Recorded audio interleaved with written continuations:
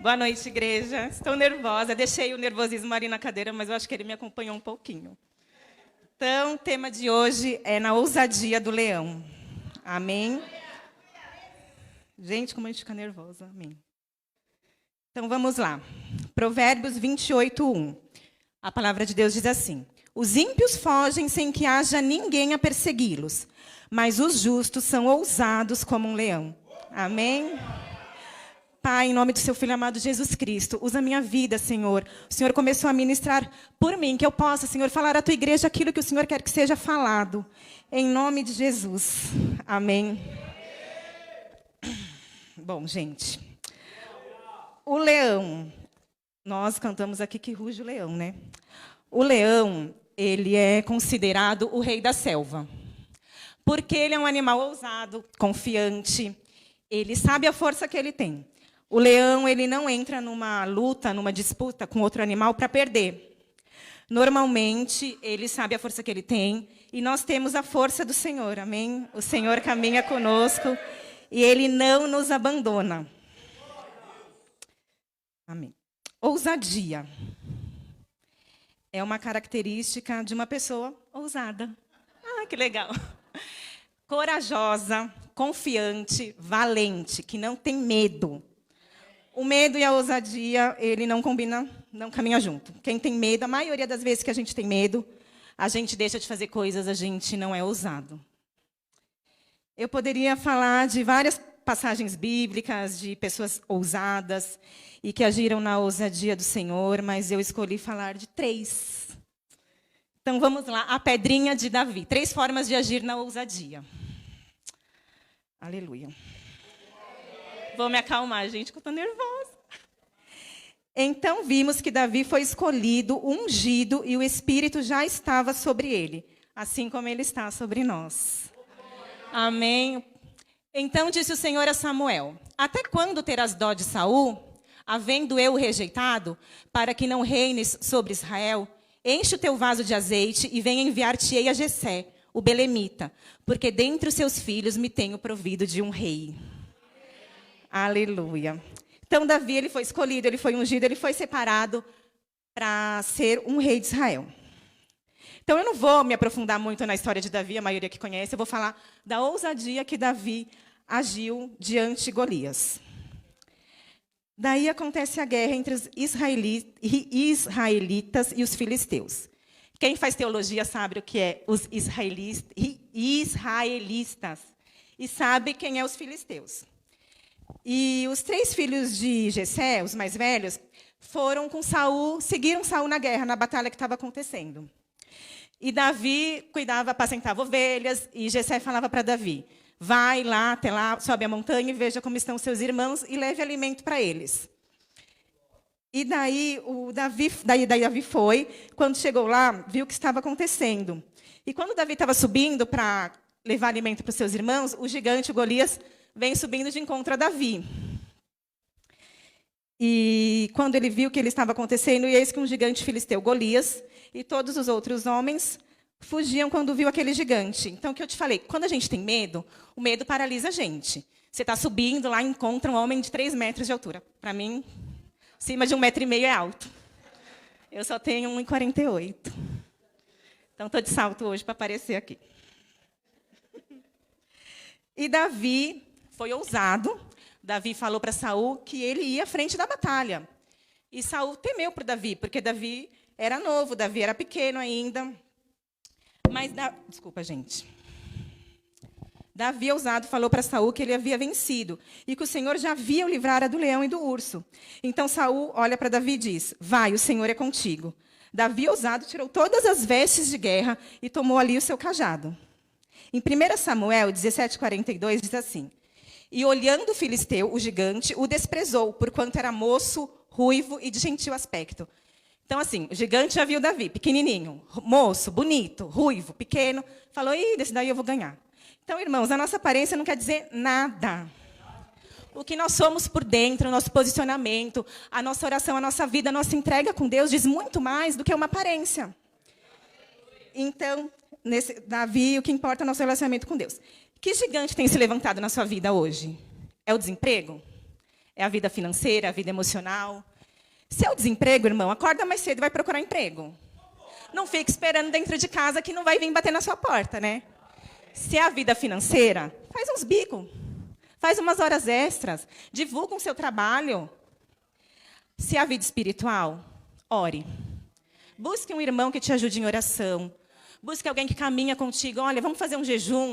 Eu estou fraco na fé, eu quero me levantar. Eu não sei qual que é o gigante que tem se levantado na minha vida. Na minha vida, na pandemia, eu tive uma experiência ruim, mas que me foi bom, porque eu percebi o mundo espiritual, até então eu não tinha percebido na minha vida. Então, assim, a gente já ficou sem vir na igreja. Então, para a gente já era ruim assistir só os cultos só de casa. Quem gosta de vir na igreja, sentiu falta. E eu tive uma guerra na minha mente muito grande. Eu falei, a primeira, estou louca. Não é possível, estou ouvindo vozes, estou doida. E eu fui entender que era o mundo espiritual. E eu fui buscar ajuda. Eu falei, sozinha eu não consigo. Falei até com o bispo na porta da igreja, lembra, bispo? E eu precisei de ajuda. Li um livro da Joyce Meyer, Campo de Batalha na Mente, que me ajudou muito. Então, irmãos, leiam, leiam livros, buscam sabedoria para a gente vencer. Amém. Então, tem uma música da Oficina G3, que eu vou cantar. Gente, eu não canto, eu sou péssima, mas eu gosto de cantar. Então, estou nem aí se vocês acharem minha voz desafinada. Que diz assim, né? Os gigantes se levantam a cada dia, a todo momento, nos tentando destruir. Nos gestos e no olhar, tentando nos tragar, ou tão somente acovardar. É isso que o inimigo quer, te colocar medo, te acovardar, falando, você não vai conseguir, você não vai vencer essa luta, você está ficando louca mesmo, está ouvindo vozes, está doida. E não, a gente tem que se posicionar, levantar e orar e vencer. Davi foi ousado, Golias era gigante, Davi foi na força do Senhor. Quer força maior que essa? A força de Deus que está com você? Davi lançou a pedra que afundou na testa de Golias, que caiu e morreu. Qual é o seu papel diante da guerra? Nós falamos agora, né? Não é se esconder, não é fugir. Você pode até chorar numa situação e ficar triste, mas o choro dura uma noite, a alegria vem de manhã.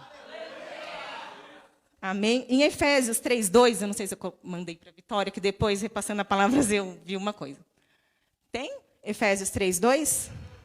No qual temos ousadia e acesso com confiança pela nossa fé nele. A nossa fé é no Senhor, a nossa força vem do Senhor. Às vezes, a gente achando que sozinho a gente vai conseguir, às vezes, sozinho a gente não consegue.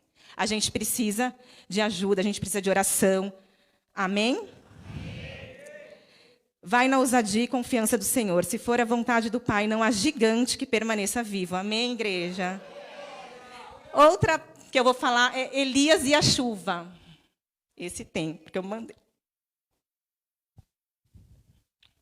Elias e a oração ousada. O ousado faz coisas que outras pessoas não fazem. Ou faz de uma maneira mais comedida. Às vezes a gente até tenta fazer uma coisa, mas se a gente for ousado, a gente vai além. Então, em 1 Reis 17:1, o início. Israel tinha como rei e rainha um casal, nada mais, nada menos, que Acabe e Jezabel. Ninguém merece, né? Que perseguiam e mandavam matar qualquer um que fosse enviado por Deus. Eles eram adoradores de Baal. Eles acreditavam, Baal, um demônio, uma divindade, que eles acreditavam que era por causa dele que havia fertilidade na terra, por causa dele a chuva, por causa dele a tempestade. Eles tinham essa adoração em Baal. Elias viveu durante o reinado de Acabe, Jezabel e Acasias. Eu não quero falar de Acabe nem de Jezabel, hoje eu quero falar da oração de Elias. O casal introduziu em Israel a adoração a Baal, como eu falei. Eles acreditavam que a chuva, a fertilidade da terra, a tempestade dependiam de Baal. E não era isso, né, gente? Elias, sabendo que Baal era um falso deus, então Elias, otimista dos moradores de Gileade, disse a Acabe: vive o Senhor, Deus de Israel, perante cuja face estou, que nestes anos nem orvalho nem chuva haverá, senão segundo a minha palavra. Foi uma oração que que Elias fez. Elias, sabendo que Baal era um falso deus, ele ora para Deus pedindo justiça, para provar que Deus era o verdadeiro Deus. E ele queria mostrar para o povo que adorava Baal, que Baal era falso. A falta da chuva colocava em prova a capacidade de Baal. Então ele falou: eu vou orar, vai cessar a chuva, e eu vou provar quem é Deus na vida deles, e não Baal. Em Deuteronômio 11, 16 e 17, eu não coloquei esse versículo, eu só quero falar da passagem. Fala do cuidado para o povo não ser enganado e desviar-se para outros deuses. Caso contrário, o Senhor fechará o céu para que não chova e a terra nada produza. Em Tiago 17, a oração de Elias. Confessai as vossas culpas uns aos outros e orai um pelos outros, para que sareis. A oração feita por um justo pode ir muito em seus efeitos. Aleluia, glória a Deus.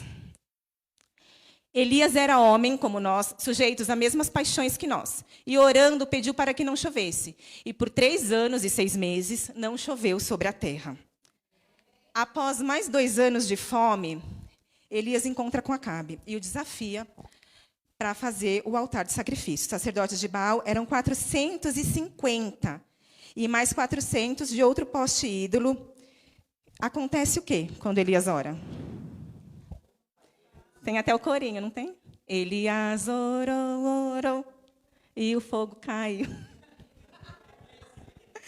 E o fogo consumiu o sacrifício, o altar de Baal.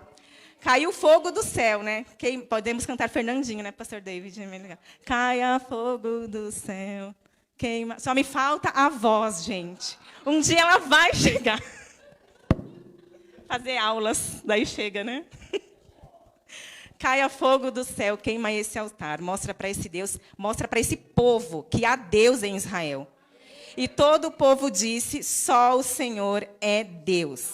A primeira oração de Elias foi uma oração de justiça. Ele queria a justiça de Deus, que o povo visse que não era Baal, e sim era Deus. E Elias orou mais uma vez com ousadia. E na 7ª vez, subiu, olhou em direção ao mar, viu uma pequena nuvem. Não vou cantar, eu vejo uma pequena nuvem, tá? E depois veio a grande chuva, pela graça de Deus. Daí choveu, abundou, e o povo disse que só o Senhor é Deus. Irmãos, vamos ter orações ousadas. Vamos falar com Deus com todo respeito, com todo amor que Ele merece. Mas vamos falar, Senhor, eu preciso disso. Senhor, eu reivindico isso porque eu te sirvo, porque eu sou fiel, porque eu sou dizimista. Ora a Deus, Ele quer saber a verdade do seu coração. Ele sabe que a gente precisa? Sabe, mas Ele quer ouvir de você. Né? Não é tetuquito, né, bispo? Grite, clame, fale, ore. Se posicione em oração. Se for a vontade de Deus, Ele vai agir. Amém? Orações ousadas, né? Para quem acompanhava o Sou Esther, uma vez eu dei um testemunho do Dudu, meu filho, que foi parar na UTI, e quando ligam da escola para a gente já fica nervosa, né? Já treme. Ai, aqui é a mãe do Dudu. Ai, eu já tremi inteira no meu serviço. Cheguei no hospital, o Dudu estava na UTI, desenganado. Ninguém sabia o que o Dudu tinha. Falei, meu Deus do céu, o que aconteceu? Põe máscara, a gente não sabe o que ele tem. Pode ser meningite, pode ser isso. Ele cheio de aparelho. Falei, meu Deus do céu, o meu filho vai morrer. Pensei, né? Meu filho vai morrer, o que está acontecendo aqui? A médica, põe máscara, a gente não sabe, ele vai ser transferido para uma UTI. E ele estudava numa escolinha cristã, chama Colégio Shekinah. E a mãe das donas da escola me ligou e falou assim, Vivian, eu estava orando, e Deus me mostrava ele tomando um remédio. Vai lá e fala para o médico. Eu? Vou lá e vou falar para o médico. Ó, doutor, sabe o que meu filho tem? Ele está desenganado, mas ele tomou um remédio. O que o médico ia falar? Tá bom.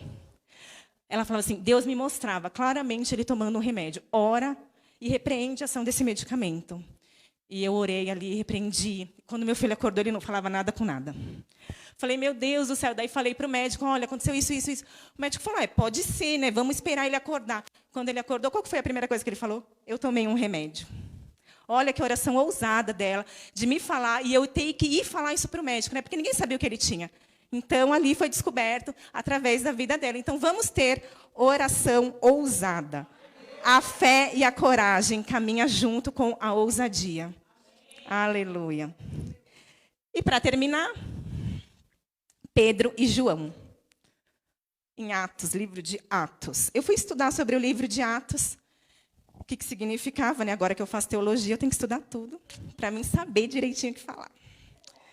E o livro de Atos, né, mostra o primeiro momento, a ascensão de Jesus, o ministério de Pedro, de Paulo. E no livro de Atos 4:13. Então eles, vendo a ousadia de Pedro e João, informados de que eram homens sem letras e indoutos, se maravilharam e tinham conhecimento de que eles haviam estado com Jesus. Amém? O que acontece aqui, gente? No livro de Atos 3:4, a gente vê a cura de um coxo, e Pedro e João continuavam a discursar ao povo e falar de Jesus. né? Então, eles saíram nas ruas e continuavam falando das maravilhas do que Jesus tinha feito, dos milagres que tinham acontecido. E os doutores da lei da época, né, os sábios, os entendedores, não gostaram que eles começaram a falar disso. Isso repercutiu negativamente entre eles. E vendo que eles ensinavam no templo, eles levaram Pedro e João presos. Mas muito do que creram em Jesus, quando eles estavam falando lá e pregando o sermão e falando de Jesus, eram mais de 5.000 homens. Então, eles falaram muito. E a gente precisa falar. Ao serem perguntados, eles confirmaram que o poder para tudo que eles estavam falando era de Jesus. Né? A morte e a ressurreição era parte do projeto de Deus para o povo. E as autoridades deram ordem para eles pararem de falar. Mas Pedro responde: pois não podemos deixar de falar do que vimos e ouvimos. Né? Nós não podemos deixar de falar. Irmãos, não há nada mais perigoso no mundo espiritual do que um crente cheio de ousadia, do que um crente cheio da presença de Deus. A gente precisa buscar mais intimidade. A começar por mim, eu falo: Senhor, eu preciso buscar mais intimidade, eu preciso orar mais, preciso jejuar, preciso ter mais intimidade contigo. E ao ver a perseguição, eles fizeram uma oração poderosa, Pedro e João, pedindo a Deus que os capacitassem, que fortalecessem e que eles continuassem operando entre eles, para que o nome de Cristo fosse glorificado. Amém. Em Atos 4:31, eu acabei de ler. Nós precisamos ter ousadia no falar, ao falar de Deus, do que Ele tem feito em nosso meio. Falar do amor de Deus no nosso serviço, para quem está passando, para quem precisa. Na nossa escola, né? Os adolescentes, os jovens aí, alguns têm vergonha de falar que é cristão. Ai, mas meus amigos não são, só eu sou a estranha no ninho. Tem que falar, eles precisam saber. Na família, quanto da nossa família ainda não é cristão, né, irmãos? Eu lembro do Diego. Ele estava na escola e a professora passou para ele um trabalho sobre o carnaval. Tinha que fazer um trabalho sobre o carnaval. O que ele respondeu para a professora? Não vou fazer, eu sou cristão. Ousado, né? Não vou fazer o trabalho, eu sou cristão. Daí a professora dele falou: então faz, trabalho livre. Daí ele chegou todo feliz em casa. Mãe, eu falei isso para a professora, eu não vou fazer, porque o carnaval... E a gente precisa não só ensinar o que é o carnaval, e o que é o Halloween para os nossos filhos, e fantasiá-los para as festinhas da escola. Que legal, né? De fantasia, vai lá, essa festinha da escola. Não é, gente? Está celebrando o carnaval, está celebrando o Halloween. A gente precisa ensinar nossos filhos. Fiquei orgulhosa do Diego e fui ministrada. Porque eu falei: é verdade, Diego, eu preciso tomar mais cuidado. Até com desenho, viu, irmãos? Com desenho. Tomem cuidado com desenho. Desenho é terrível. Tem uns bons, mas tem uns terríveis. Precisamos falar na nossa família. Quantos perdidos em Jesus, hein? Precisamos levar o amor de Deus para fora, para quem não conhece. O amor de Deus não pode ficar só aqui dentro ou só na nossa casa. A gente precisa falar. Amém? Essa ousadia cabe a nós. Tem uma música do Resgate, que eu gosto muito de Resgate, que diz assim, que eles precisam falar, nós precisamos saber, que vai falando, né, do que a gente precisa falar lá fora. Precisa saber que não se vende fé e que Deus não é o que se vê na TV. Eu lembro que a minha avó, tadinha, pagou R$300 numa toalha ungida, que ia trazer bênção na casa dela. Gente, isso não é fé, isso é vender a fé, barganhar com Deus. Se não colocar um negocinho na porta, vai entrar coisa ruim na sua casa? Para, gente, ora, unge sua casa. Abre a porta, manda todos os espíritos embora, maligno. Minha mãe é boa em oração, minha mãe ora. Minha mãe ora, expulsa tudo, e põe a gente para orar, põe a Ana, põe a Rafa, e vamos orar. E é um exército, a gente tem que orar. Não é o símbolo lá, o negocinho grudado na porta, que não vai permitir que nada aconteça na vida da gente. Na Bíblia diz, né, no mundo tereis aflições, mas tem de bom ânimo, mas a gente tem que se posicionar. A gente tem que orar, ungir a nossa casa. Cabe a nós, não é o que se vê na TV, não, gente. 2 Coríntios 3:12. Tendo, pois, tal esperança, usamos de muita ousadia no falar. Amém? Então, vamos sair, vamos falar do amor de Deus. Vamos falar do que precisa ser falado, do que precisa ser pregado. Aqui se prega a verdade. Não se prega o que se vende, né? Uma barganha. Aleluia, glória a Deus. Para terminar, fui rápido, achei que eu ia demorar. Vencer o gigante que se levanta, orar com fé, a ousadia de Elias e falar ousadamente de Jesus como Pedro e João. Amém? Eu pus a hashtag, será que ela vai colocar? Pedrinha, oração e ousadia. Amém? Então, que você pegue a sua pedra e derrube os gigantes que têm se levantado na sua vida. Não deixe eles permanecer, não deixe virar uma bola de neve, não deixe virar uma coisa enorme, não.